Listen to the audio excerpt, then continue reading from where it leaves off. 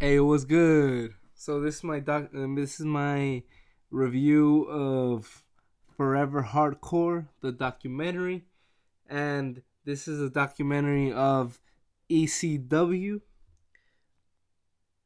This is released by Big Vision Entertainment in 2005, and let me tell you, this is a perfect compliment for the rise and fall of ECW, the documentary that WWE produced, because this had everything that the rise and fall of ECW didn't have.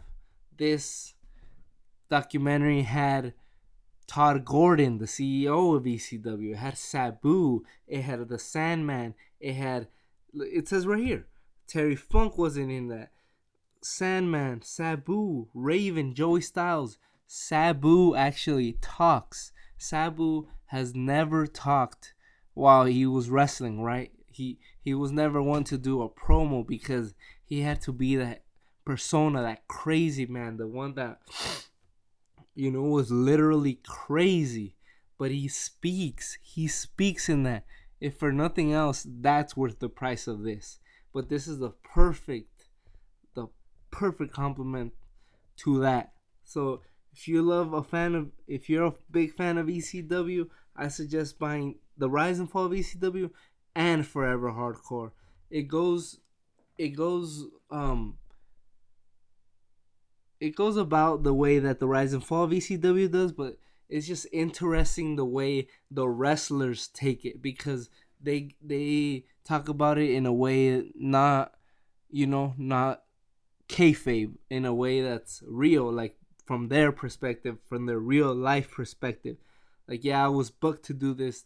They talk like that. They don't talk about, yeah, that was a really good angle. I was really hurt. It was a good match. Sabu talks about him having to wear that Hannibal Lecter mask and being tied up and how he hated doing that. But they paid him $500 so he could do it 3 times. And then he's like, "Nah, I didn't want to do all that acting stuff. It was just too much work."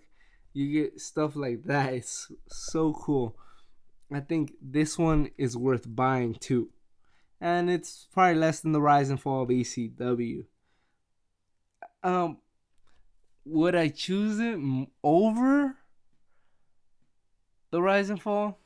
No, because this documentary doesn't have actual footage and of the wrestling, and it doesn't have Paul Heyman, which you gotta say is huge a huge contributor to ECW, the main one. So he's not in it. It doesn't have the footage. It could only show pictures because WWE owns the rights to all the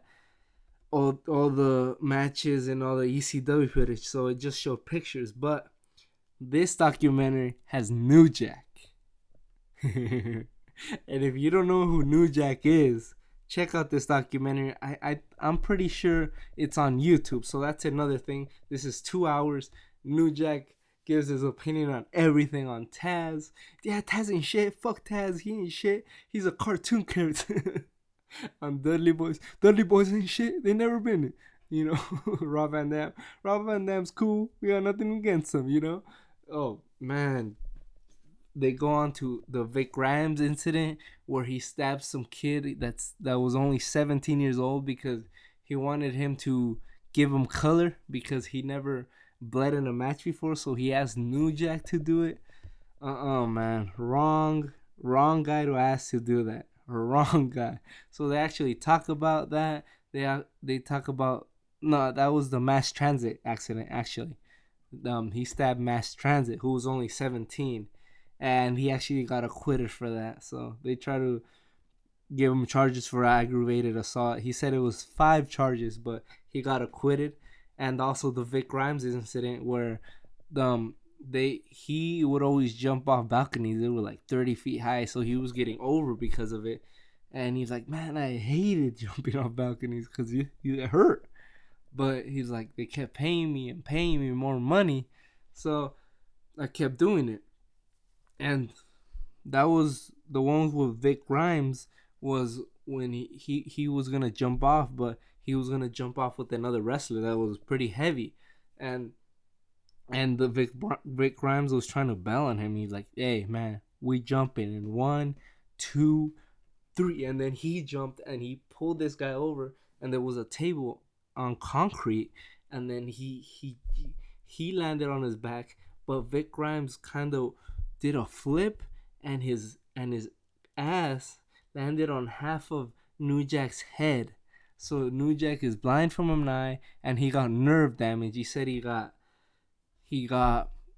nerve issues and short-term memory. So and then they related that to how fans were pretty much numbed after a while of hardcore action. Like everybody had to one up themselves, do something crazier, do something more hardcore, because as fans were not getting satisfied, and they were real. That's what I love about this documentary. It was real because there was nothing holding them back. And some of them, I think Shane Douglas, Raven, were like, man, these fans were assholes. Like at the Raven, like, yeah, the ECW arena's like praised now, but they hated working there. They hated working there because the fans always wanted more. Like they always wanted them to do more and more, and they could never appease them because they were so ruthless. Francine was also in this. He talked about his beef with the time with Shane Douglas, and Shane Douglas said that she told him like all these names, and she's like, no, I would never do that. This drama, but yeah, you get a different side. So if you watch my ECW documentary, it goes through all the same motions of introducing Shane Douglas on how he threw the NWA belt on the ground, spit on it, and he's like, "Yeah, you could all kiss my ass," but you get these very cool perspectives, like from Todd Gordon, and Todd Gordon was like, "Dude, I was sitting next to the president of the NWA, and he was looking at him, and he was trying to calm him down because nobody knew about that. Just Paul Heyman and Shane Douglas. They're the only ones that knew about it. So they got a bunch of heat, and they try to make Shane Douglas still retain the NWA championship and defend it, but Shane Douglas knew that he had to do that so ECW could advance and build its own name.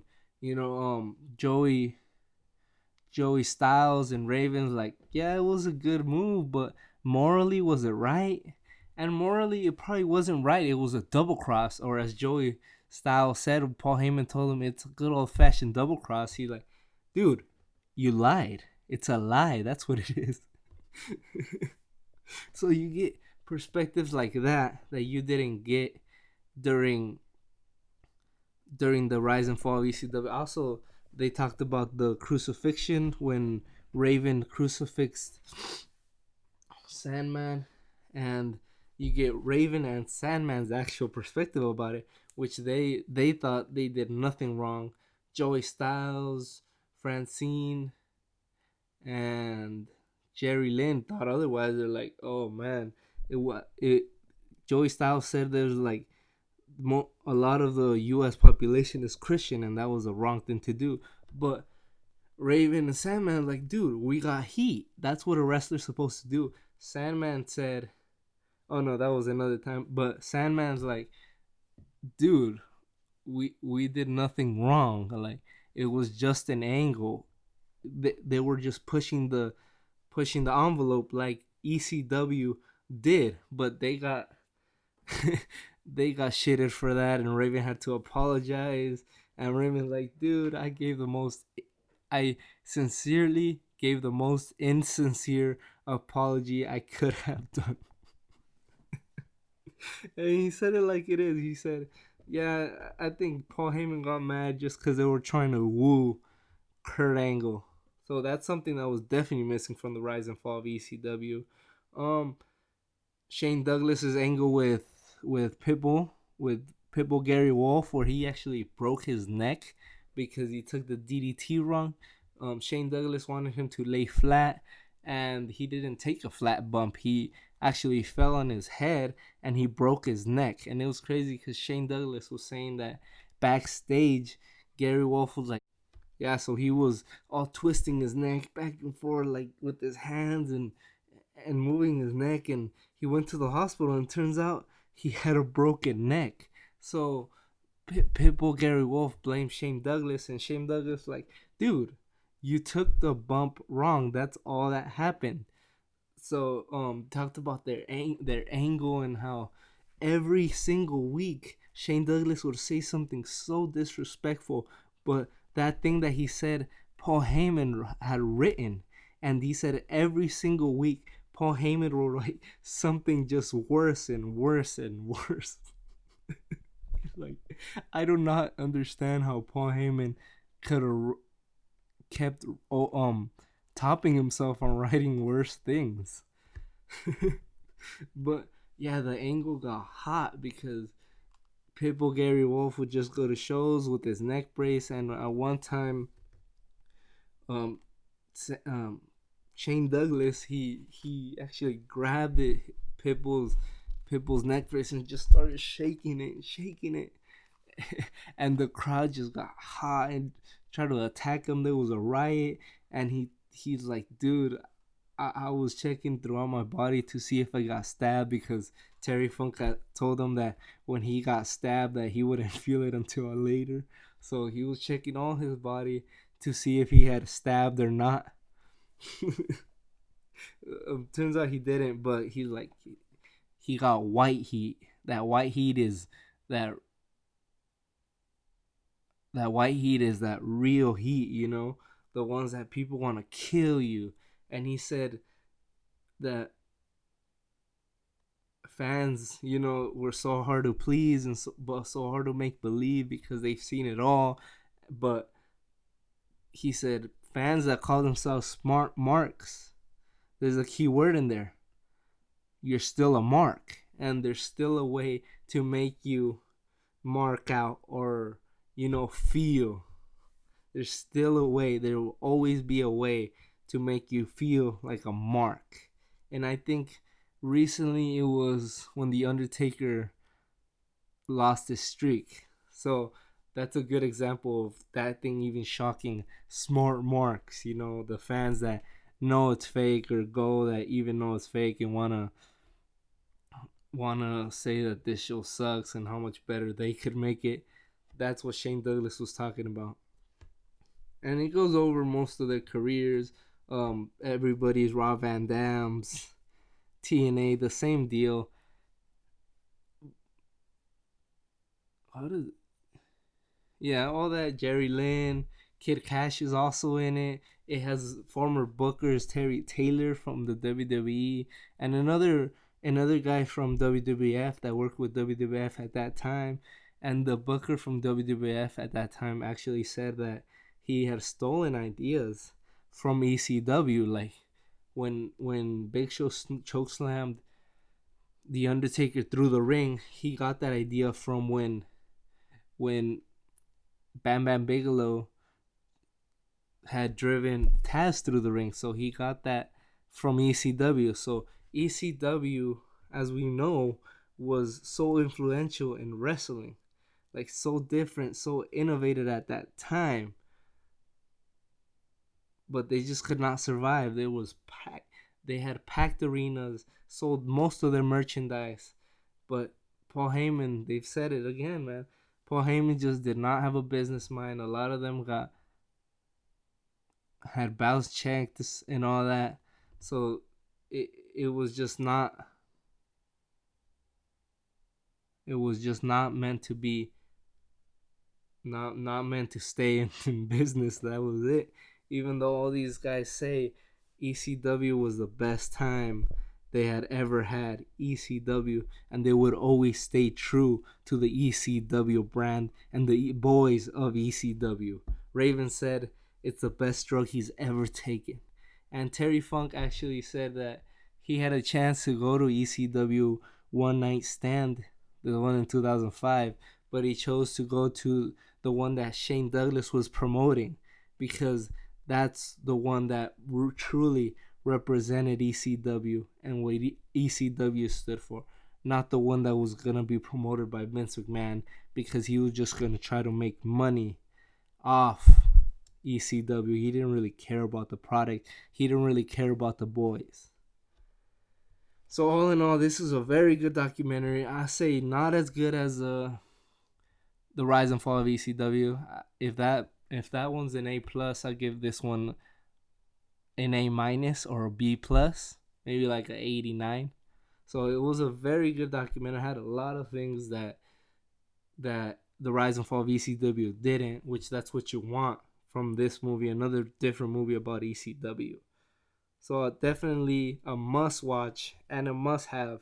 Um, I I do recommend buying it, but they do have it on YouTube. So go watch it on YouTube, and then I would say, because I watched it first on YouTube and then I bought it. So that's what I recommend. Um, Definitely a great compliment for the Rise and Fall of ECW. Not a must buy, but definitely a must watch. Thanks for watching, and look out for my next ECW DVDs reviews. I'm gonna review the One Night Stands pay-per-views, and I'm gonna review the ones that Shane Douglas did. I think it was called the Hardcore Homecoming, which I have as well. So I'm gonna review those. And if you have any other ECW documentaries or DVDs that you've seen or you have that you want me to review, go ahead and comment your thoughts. Comment your thoughts on what you think about this documentary. Does it live up to the ECW brand? Does it live up to the Rise and Fall of ECW documentary from the WWE? All right. Once again, thanks for watching, and don't forget to subscribe. Peace.